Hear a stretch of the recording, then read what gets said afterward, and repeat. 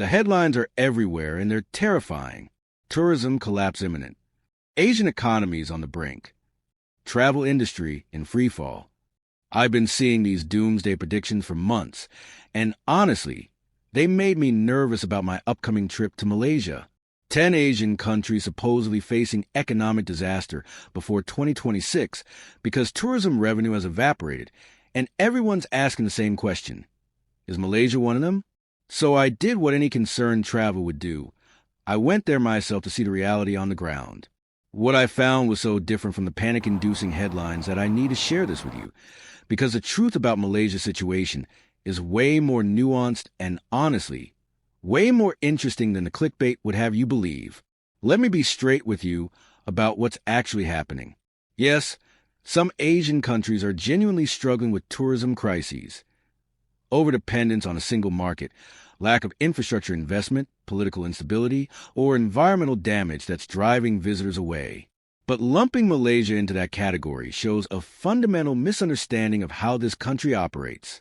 When I landed in Kuala Lumpur, I wasn't greeted by empty streets and shuttered businesses.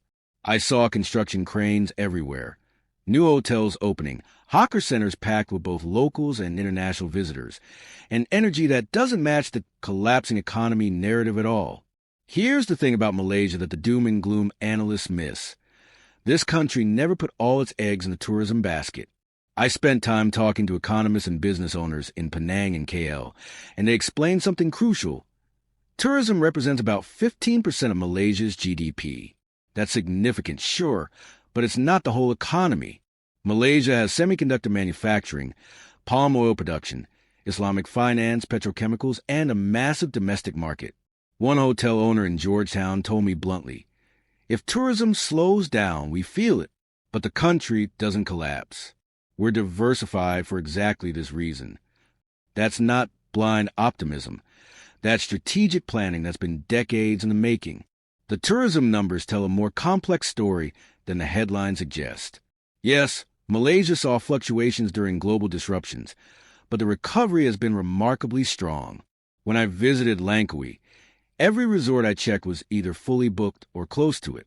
The Perhentian Islands had dive shops turning people away because they couldn't handle the demand. Cameron Highlands had traffic jams of tourists during the weekend. Even in supposedly struggling Malacca, I had to book accommodations 3 weeks in advance because everything was full. If this is a crisis, it's the most prosperous-looking crisis I've ever witnessed. What's actually happening is that Malaysia is experiencing a shift, not a collapse. The country is moving away from mass tourism dependence and focusing on quality over quantity.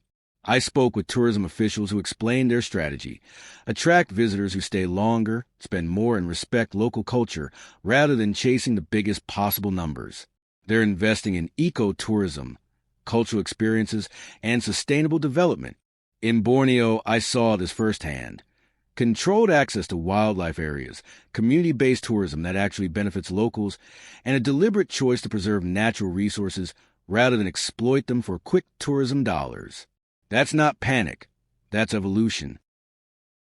The domestic tourism market is another factor that foreign analysts completely overlook. Malaysians themselves are traveling within their own country in massive numbers. Every weekend, I saw Malaysian families at tourist spots, locals exploring their own states, domestic travelers filling up hotels and restaurants. A resort owner in Penang told me, international tourists are great, but Malaysian tourists are our foundation. They come back repeatedly. They bring their families. They support us during low seasons. This internal market provides stability that countries relying solely on international visitors simply don't have.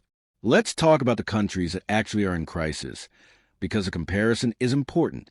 Some nations built their entire economies around tourism, put massive resorts that damage their environments, priced out locals, and now face backlash or saturation. Malaysia avoided those mistakes. The development here has been more measured, more sustainable. Yes, there are tourist areas, but they haven't consumed the entire country. You can still find authentic Malaysia everywhere. Local neighborhoods, traditional markets, communities living their normal lives. That authenticity is actually becoming Malaysia's competitive advantage as travelers increasingly seek genuine experiences over manufactured tourist zones. The infrastructure investments I'm seeing don't suggest a country bracing for economic collapse. New highways, expanded airports, upgraded public transport, restored heritage sites. This is billions of ringgit being poured into making Malaysia more accessible and appealing. The government is also streamlining visa processes and promoting digital nomad programs. At a tech hub in Cyberjaya, I met entrepreneurs from around the world who chose Malaysia specifically because of its stability, affordability, and quality of life. They're not tourists in the traditional sense, but they're bringing money, skills, and international connections. Malaysia is adapting to new forms of global mobility that go beyond conventional tourism. Here's my honest assessment after 3 weeks on the ground. Is Malaysia facing challenges? Absolutely. Global economic uncertainty, climate change impacts, regional competition. These are real issues. But collapsing before 2026? That's not what I'm seeing. What I'm seeing is a country that's weathered storms before, that's built economic resilience through diversification, that's investing in its future rather than panicking about the present. The Malaysia I experienced is confidently navigating change, not desperately trying to survive it. The difference between struggling countries and Malaysia isn't luck.